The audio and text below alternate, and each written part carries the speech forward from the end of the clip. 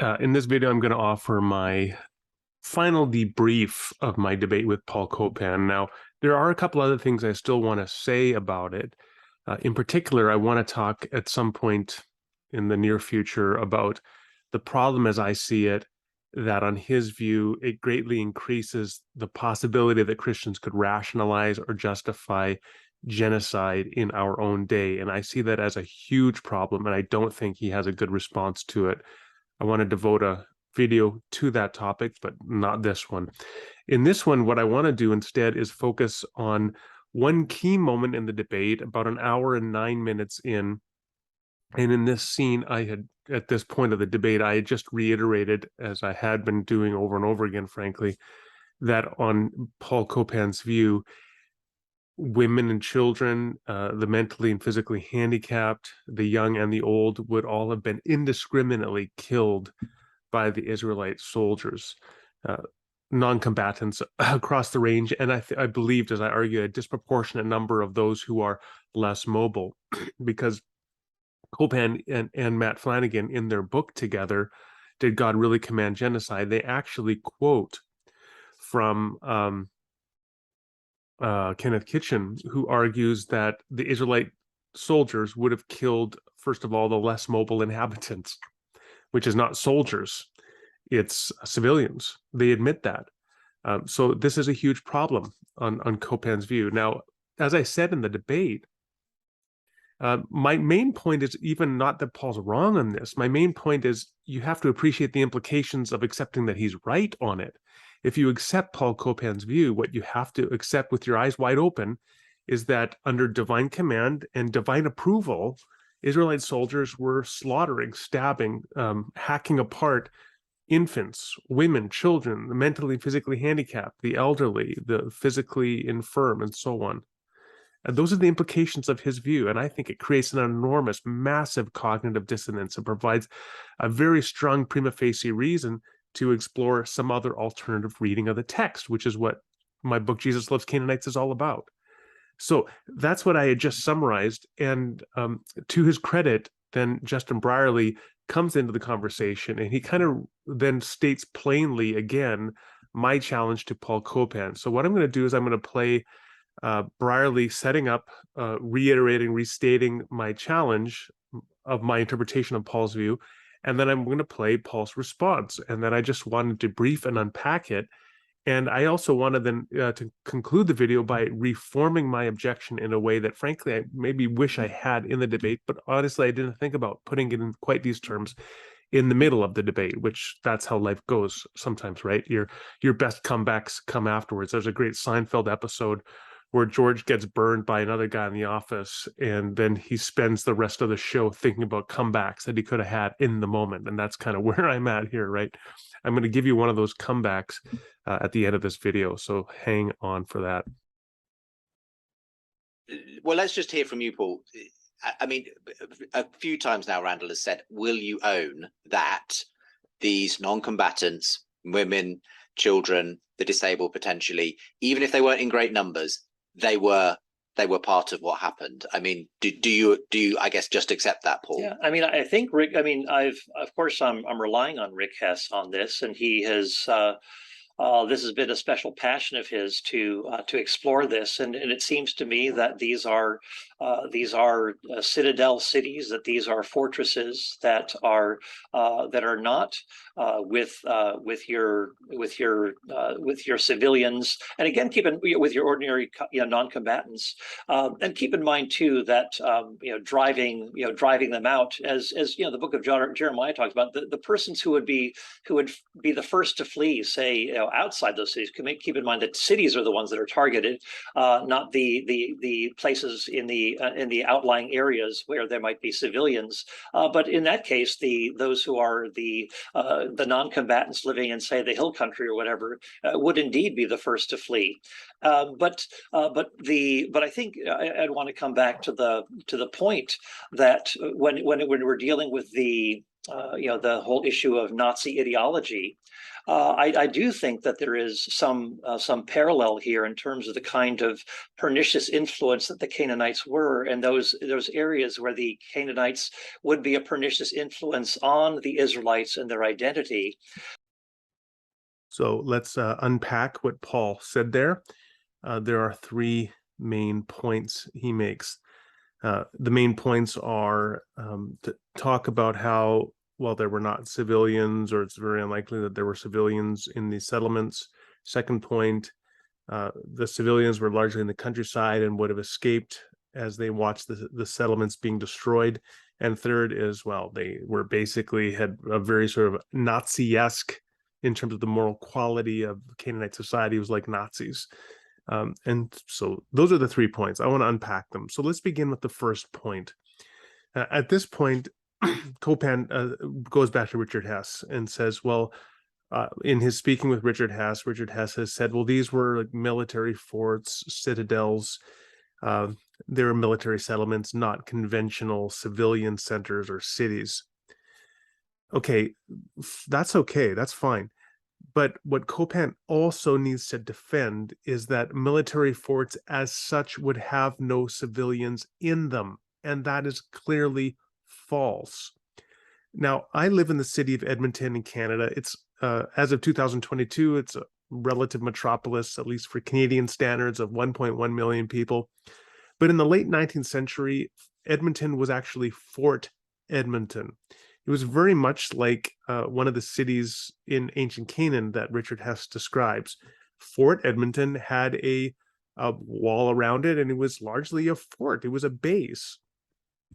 And the interesting, important thing to note is there were a lot of Canadian soldiers in Fort Edmonton, but there were also merchants. There were also traders. There were also government. There was also family of the government and the merchants and the traders and the soldiers. Everybody's living together in Fort Edmonton. The fort is not just soldiers. I mean, it's a community, right? It's a community that is oriented toward the defense of a region and is military in nature, but includes an indeterminate number of civilians. And that's very much like the nature that these cities would have been, quote unquote cities, in ancient Canaan, is that they would have been like a fort that had soldiers, yes, but it also had the king and government and merchants and traders and civilians. So simply saying it's a fort may somewhat change the ratio of soldier to non-combatant, but it doesn't change the fact that non-combatants would have been killed, would have been butchered and slaughtered as these cities themselves or forts were razed to the ground, which is a point that Kopan concedes in the book explicitly, that Hatzor and Jericho and Ai would have been destroyed, burnt to the ground. And so if we go to, again, Joshua 6:23, this is what we read. Rahab, her father and mother, her brothers and sisters, and all who belonged to her, they were all spared. So there's a little snapshot there of the community of Jericho. The community of Jericho included a prostitute who is a non-combatant. How many other prostitutes were there in the city? We don't know, but they were all killed. It also included her father and mother. Older people, presumably not combatants, mother certainly not, her brothers maybe, her sisters certainly not, and others who belonged to her could have been children, right? An indeterminate number of civilians we already see in 6:23 of Joshua were spared. But that raises the question of how many other civilians were not spared. Joshua 6:21 also tells us explicitly that the soldiers devoted the city to the Lord and destroyed with the sword every living thing in it, men and women, young and old. Now, on this point, Kopan has an interesting rebuttal, right? He says, well, men and women, young and old, those are merisms. They're literary idiomatic expressions that are meant to be a sort of catch-all terms for everybody in the city. But it doesn't entail that there was necessarily women or young or old there. They could have just been, stock terms to capture everybody who was in the city. Fair enough. We can grant that for the sake of argument. The point still remains that Kopan needs to show that there, in fact, were no women, there were no young, there were no old. the fact that men and women, young and old, doesn't entail that there were necessarily women, young and old, in the city, doesn't allow him to say there were none, right? That's what he needs to argue. And we've already seen, in fact, from Rahab, that there were some. The ones in her family were spared. So it raises the question, how many other women, young and old, were there in the city that were killed by the Israelite soldiers? For Kopan to say there were none is egregious special pleading. There's just no justification for that. So he should concede, and I wish he would have conceded just straight up, yes, an indeterminate number of women and children, the elderly, were butchered by the Israelite soldiers. That's just what it meant for them to defeat and destroy the city. And then we turn again to Joshua 8 and the city of Ai. And I talked about this explicitly in the debate. And I noted that in the narrative itself, importantly, it distinguishes between combatants and non-combatants. In Joshua 8, the narrative describes the Israelite soldiers as very craftily in a clever military maneuver, drawing the soldiers of Ai away from the city so that they could slaughter them in the battlefield, killing all of the soldiers, and then returning to the city, where there are, by implication, no soldiers. And this is what we read. When Israel had finished killing, this is verse 24 and 25. When Israel had finished killing all the men of Ai in the fields and in the wilderness where they chased them, and when every one of them had been put to the sword, all the Israelites returned to Ai and killed those who were in it. 12,000 men and women fell that day, all the people of Ai. Now, Kopan will say, well, it's hyperbolic. Right? Maybe we can't assume there were 12,000. There were probably many few people, maybe 120 people there, not 12,000. Okay, I'm fine to grant that. But if you're going to argue that there are no civilians there, it's just flatly against what the text says. The text says the soldiers were drawn away, and then the Israelite soldiers returned after all the Ai soldiers had been killed, and they killed all the civilians in the city. And then it says men and women. Now, again, you can say, well, that's a merism, but you have to justify the claim above that and beyond that, that there were, in fact, no women in the city. And there is no reason to think that whatsoever. And so the first point, I think, is clear that there were an indeterminate number of civilians butchered in the cities. Now, the second point, again, Kopan makes is, well, the Canaanites would have been able to escape. They would have been able to flee from the Israelite attacks because they would have, first of all, seen the Israelites attacking the cities or the military forts. And as they're just being destroyed, they would have been able to flee from the countryside. Now, note what Kopan is not saying there. He's not saying that had they not been able to flee, the Israelites would have spared them. What he is saying is they had a good head start in getting away from the Israelites. But it's still unstated that had the Israelites been able to catch any civilians, they would have butchered them. They would have slaughtered them. And again, as I pointed out in the debate, and I noted earlier in this video, Kopan and Flanagan in their previous book explicitly quote Kenneth Kitchen as saying the less mobile inhabitants would have been killed. Now, this again is, I think, an incredibly problematic implication of Kopan's position. He's claiming that God wants to bring judgment on Canaan. And so he's going to kill a certain number of people and drive out the rest. But if you think about who is less mobile in a society, again, it's infants, small children, elderly, physically and mentally handicapped, and the sick. Now, those five groups, those are the people who would be least likely, I mean, with the exception of the elderly who may have participated at one point, but the other four groups for sure would have been the least likely among all those in the groups to be participants morally culpable in the evil institutions of Canaanite society, right? The infants and small children, well, women maybe, but physically and mentally handicapped, they're not, and the sick, they're not actively participating in things like evil temple sacrifice to Moloch. And those are the people that are least mobile and thus least likely to be able to escape from the advancing Israelite armies, and thus the most likely to be cut apart, cut into pieces, stabbed, smitten, bludgeoned to death with large boulders or rocks or bricks. That's what would happen to those people. And add on to this one more thing, it's, I think, really important, is, again, people like Kopan argue about how evil the Canaanites were, which is going to be a segue to the third point in a moment about Nazis. But think about this. If the Canaanites really were so evil and wicked, then the very first people they would have given over to the Israelite soldiers would have been the least mobile inhabitants, right? They would be saying, oh, leave this, leave the elderly here and the weak and the sick and the young, because the Israelite soldiers will start with killing them and we can escape. Does that sound like a very wise approach to bringing judgment upon a people, where you spare the strongest and most powerful and most morally culpable and most able to infect Israel with their wickedness in the future, and you end up killing the least culpable and the least likely to infect Israel in the future with their sin? I mean, I think it just falls absolutely apart. But whether you think that's a very just way to approach judgment or not, the point again remains that an indiscriminate number of civilians would have been killed. So Kopan would just not concede this in the debate. And I think it's just, again, the most egregious special pleading.